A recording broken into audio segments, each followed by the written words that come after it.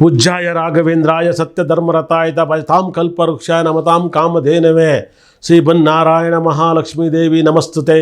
ಅರಿವಿಗೆ ಶರಣದೆ, ಗುರುಗೂ ಶರಣದೆ, ವಾಗ್ದೇವಿ ಸರಸ್ವತಿ ಕೂಡ ಶರಣದೆ. ನಂಬರ್ ಅಂದರೆ ನಾನು ಅಂದರೆ ನಂಬರ್ಸು. ಹೇಳ್ತೀನಿ ಅಂತ ಆಗುತ್ತೆ ಅಂತ ಹೇಳ್ತೀನಿ, ಅಭಿಮಾನಿ ದೇವರಿಗೆ ಗೊತ್ತು. ನಮಸ್ಕಾರ ಎಲ್ಲರಿಗೂ.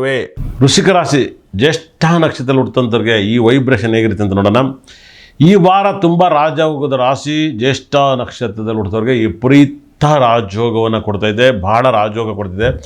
ನೀವು ವೃಶ್ಚಿಕ ರಾಶಿಯವ್ರ ಮನೇಲಿ ನೆಮ್ಮದಿ ಸಂತೋಷಕ್ಕೋಸ್ಕರ ಈ ಕಲ್ಲನ್ನು ನೀವು ನಿಮ್ಮ ಮನೇಲಿ ಯೂಸ್ ಮಾಡಿ, ತುಂಬ ಒಳ್ಳೆಯದಾಗುತ್ತೆ. ನೀವು ಕಲ್ಲನ್ನು ಇದನ್ನು ಯೂಸ್ ಮಾಡಿ ನೀವು ನಿಮ್ಮ ಮನೆಯವರು ಯಾರು ಬೇಕಾದರೂ ಈ ರಾಶಿಲಿ ಹುಡ್ತಾರೆ ಈ ಕಲ್ಲನ್ನು ತರಿಸ್ಕೊಳ್ಳಿ, ನಿಮ್ಮ ಮನೆಯಲ್ಲಿಡಕ್ಕೆ ಸ್ಟಾರ್ಟ್ ಮಾಡಿ. ಈ ವಾರ ಅಪಾರವಾದ ಕೀರ್ತಿ, ಸಕಲ ಸಂಪತ್ತು, ಐಶ್ವರ್ಯ ಬೇಕಂದರೆ ಪ್ರೀತಿಯಾಗಿ ಈ ರಾಜಯೋಗದ ಕಲ್ಲನ್ನು ತರಿಸ್ಕೊಳ್ಳಿ. ಇದ್ರ ಜೊತೆಗೆ ಇನ್ನೊಂದು ಕಲ್ಲನ್ನು ಕೊಡ್ತೀನಿ, ಅದನ್ನು ಕೂಡ ತರಿಸ್ಕೊಳ್ಳಿ. ತುಂಬ ಪಾಸಿಟಿವ್ನ ನೋಡ್ತಾ ಹೋಗ್ತೀರಾ. ವೃಶ್ಚಿಕ ರಾಶಿಯವ್ರಿಗೆ ಒಂದು ಏನಪ್ಪ ಅಂದರೆ, ಕುಜಗ್ರಹ 12ನೇ ಮನೆಗೆ ಹೋಗ್ತಾನೆ, 4ನೇ ಮನೇಲಿ ರಾಹುಗ್ರಹ ಇರ್ತಾನೆ, 10ನೇ ಮನೇಲಿ ಕೇತುಗ್ರಹ ಇರ್ತಾನೆ, 10ನೇ ಮನೇಲಿ ಶುಕ್ರ ಗ್ರಹನೂ ಇರ್ತಾನೆ, ಗುರು 8ನೇ ಮನೇಲಿ ವಾಸವನ್ನು ಮಾಡ್ತಾ ಇದ್ದಾನೆ. ಇಲ್ಲಿ ಮೀನದಲ್ಲಿ ಭಾಳ ವಿಶೇಷವಾಗಿ ಶನಿಗ್ರಹ ಇದ್ದಾನೆ. ಮೀನದಲ್ಲಿದ್ದು ಶನಿ ಧನಸ್ಥಾನ 2ನೇ ಮನೆ ಕುಟುಂಬ ಸ್ಥಾನ ನೋಡ್ತಾನೆ. ಕುಟುಂಬದಲ್ಲಿ ನೆಮ್ಮದಿ ಇಲ್ದಿರೋ ಥರ ಮಾಡ್ತಾನೆ. ಶನಿ ದೃಷ್ಟಿ ಎಲ್ಲೆಲ್ಲ ಬೀಳುತ್ತೋ ಅಲ್ಲೆಲ್ಲ ನೆಮ್ಮದಿ ಇರಲ್ಲ. ಹಾಗಾಗಿ ವೃಶ್ಚಿಕ ರಾಶಿಯವರಿಗೆ 2ನೇ ಮನೆಗೆ ಭಾಳ ವಿಶೇಷವಾಗಿ ಧನುಸು ರಾಶಿ ಮೇಲೆ ಶನಿ ಪಾರ್ವೆ ಬಿದ್ದಾಗ, ಶನಿ ದೃಷ್ಟಿ ಬಿದ್ದಾಗ ಕುಟುಂಬದಲ್ಲಿ ಜಗಳ, ಕಿರಿಕಿರಿ. ವೃಶ್ಚಿಕ ರಾಶಿಯವರ ಮನೇಲಿ ಸಾಕಷ್ಟು ತೊಂದರೆಗಳು, ಮನೆಯವರಿಗೂ ನಿಮಗೂ ಆಗದ್ದೇ ಇಲ್ಲ. ವೃಶ್ಚಿಕ ರಾಶಿಲಿ ಹುಟ್ಟಂಥವ್ರಿಗೆ ಸಾಕಷ್ಟು ಪ್ರಾಬ್ಲಮನ್ನು ನೀವು ನೋಡ್ತಾ ಇದ್ದೀರಾ. ಬಹಳ ವಿಶೇಷವಾಗಿ ವೃಶ್ಚಿಕ ರಾಶಿಗೆ ರಾಹು ಗ್ರಹ ಕುಟುಂಬ ಸ್ಥಾನದಲ್ಲಿದ್ದಾನೆ. ಅಂದರೆ 100% ಕುಟುಂಬ ಅಂದರೆ ಯಾರು? ಕುಂಭ ರಾಶಿ ಅಧಿಪತಿಯಲ್ಲಿ ಇದ್ದಾನೆ ಕುಟುಂಬ ಸ್ಥಾನ. ಕುಟುಂಬದಲ್ಲಿ ರಾಹು ಇದ್ದಾಗ ನಿಮ್ಮ ಮನಸ್ಸಿಗೆ ನೆಮ್ಮದಿ ಇಲ್ಲ, ಸಂಕಟಗಳು ಆಗ್ತಾ ಇದ್ದಾವೆ. ರಾಹು ಗ್ರಹ ಕುಟುಂಬ ಸ್ಥಾನದಲ್ಲಿ ಕೂತಿದ್ದಾನೆ.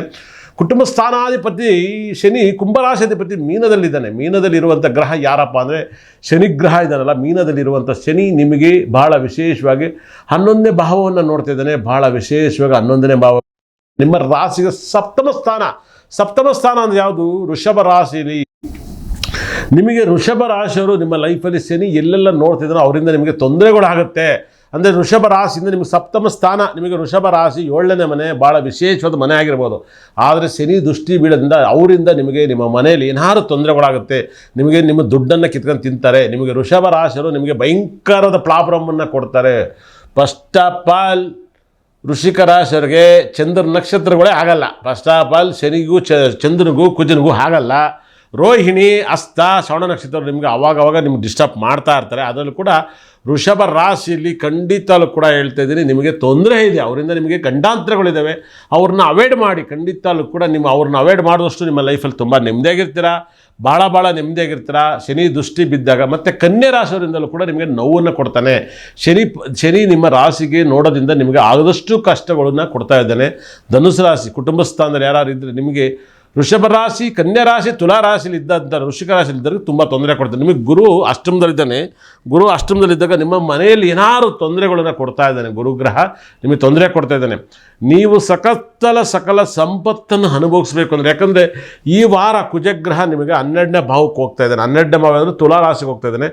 ತುಲಾ ರಾಶಿಲಿ ವ್ಯಯಸ್ಥಾನದಲ್ಲಿರೋದು ಒಂದಲ್ಲ ಒಂದು ಸಮಸ್ಯೆಯನ್ನು ಕೊಡ್ತಾ ಇದ್ದಾನೆ. ಹಾಗಾಗಿ ನೀವು ಮಾಡ್ಕೋಬೇಕಾದಂಥ ಪರಿಹಾರ, ಒಂದು ಒಳ್ಳೆ ಪಚ್ಚೆಯನ್ನು ಹಾಕಬೇಕಾಗತ್ತೆ. ಈ ಕಲ್ಲು ನಿಮ್ಮ ಜೊತೆಲಿ ಇಟ್ಕೋಬೇಕಾಗುತ್ತೆ. ನಿಮಗೆ ತುಂಬ ಅದೃಷ್ಟವನ್ನು ಕೊಡುತ್ತೆ. ಕಲ್ಲನ್ನು ಪಚ್ಚೆಯನ್ನು ಹಾಕಿ, ಪಚ್ಚೆಗೆ ಸಂಬಂಧಪಟ್ಟಂಥ ಸ್ಟೋನ್ಗಳನ್ನ ನಾವು ಕೊಡೋದ್ರಿಂದ ಅದನ್ನು ನೀವು ಪರಿಹಾರವಾಗಿ ಬಳಸಿ, ನಿಮಗೆ ತುಂಬ ಬೆನಿಫಿಟನ್ನು ಕಾಣುತ್ತೆ. ಈ ವಾರ ದಯವಿಟ್ಟು ನೀವು ಹುಷಾರಾಗಿರಿ.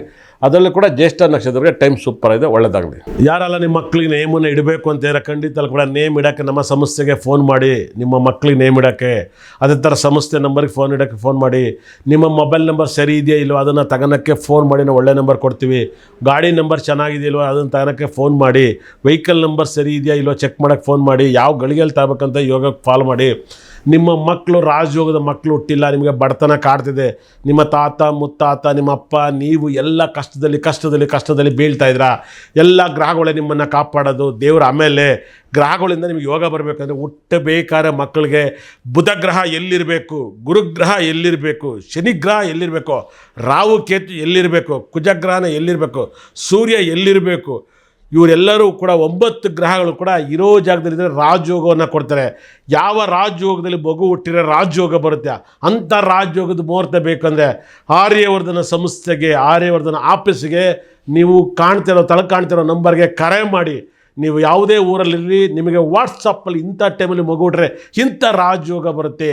ನಿಮ್ಮ ಮನೆಗೆ ರಾಜಯೋಗ ಜಾತಕವನ್ನು, ಈ ದೇಶದ ಪ್ರೈಮ್ ಮಿನಿಸ್ಟರ್ ಜಾತಕ ಬೇಕಾ, ಈ ದೇಶದಲ್ಲಿ IAS ಆಫೀಸರ್, IPS ಆಫೀಸರ್, ಒಂದು ದೊಡ್ಡ ಕಂಪ್ನಿ ಓನರ್ ಆಗಬೇಕಾ, ಅಂಥ ಟೈಮಲ್ಲಿ ಅಂಥ ಗ್ರಹಗಳು ಏನೆಲ್ಲ ಫಲ ಕೊಡ್ತೇವೆ ಅಂಥ ಟೈಮಿನ ಮುಹೂರ್ತನ ನಮ್ಮಲ್ಲಿ ಸಿಗೋದ್ರಿಂದ ನೀವು ಫೋನ್ ಮಾಡಿ ಆ ಮುಹೂರ್ತದ ಟೈಮನ್ನು ಟಕ್ ಅಂತ ಕೊಡ್ತೀನಿ. ಖಂಡಿತ ಕೂಡ ಆ ಟೈಮಲ್ಲಿ ಮಗು ಹುಟ್ಟಿದ್ರೆ ರಾಜಯೋಗ ಬರುತ್ತೆ. ಯಾವ ಗಳಿಗೆಯಲ್ಲಿ ಹೊಸಮನೆಗೆ ಹೋದರೆ ಯೋಗ ಬರುತ್ತೆ. ಎಲ್ಲ ಮುಹೂರ್ತನೂ ಕೂಡ ನಮ್ಮಲ್ಲಿ ಸಿಗುತ್ತೆ. ನೀವು ಒಂದೇ ಕೆಲಸ ಮಾಡಬೇಕಾದ್ರೆ ಕರೆ ಮಾಡಿ, ನಮ್ಮ ಜೊತೆ ಮಾತನಾಡಿ, ನಿಮ್ಮ ಕಷ್ಟವನ್ನು ಹೋಗಲಾಡಿಸಿ. ನಾನು ಸದಾ ನಿಮ್ಮ ಜೊತೆ ಇರ್ತೀನಿ. ಇಷ್ಟ ತನಕ ನನ್ನ ಕಾರ್ಯಕ್ರಮ ನೋಡಿದ್ರೆ ನನ್ನ ಬ್ರಹ್ಮ ನನ್ನ ಭದ್ರಕಾಳಿ 9 ಕೂಡ ಅಷ್ಟೈಶ್ವರ್ಯ ಕೊಡಲಿ ಅಂತೇಳಿ ಕೈ ಮುಗಿತೀನಿ. ನಮಸ್ಕಾರ.